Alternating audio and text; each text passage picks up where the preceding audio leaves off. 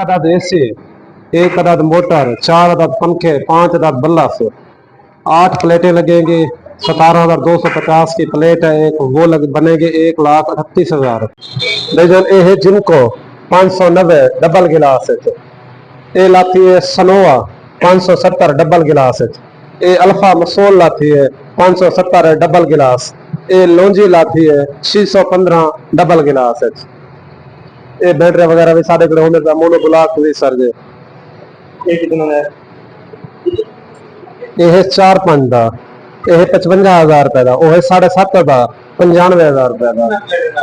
ये 14 प्लेटें नाल, ये चलसी 8 प्लेटें नाल। अदद एसी, एक अदद मोटर, 4 अदद पंखे, 5 अदद बल्ब, 8 प्लेटें लगेंगी। 17,250 की प्लेट है एक, वो बनेगी 1,38,000। और इन्वर्टर लगेगा 8 किलो वाट 30,000 रुपए का। 4 फ्रेम लगेंगे, उसका खर्चा आएगा 16,000 रुपया। तार वगैरह, ब्रेकर, प्रोटेक्टर वगैरह वो लगेगा 10,000 रुपया। मजदूरी होगी 5,000 रुपया। टोटल बिल लगेगा 1,92,000। इसमें और भी डिस्काउंट हो जाएगा।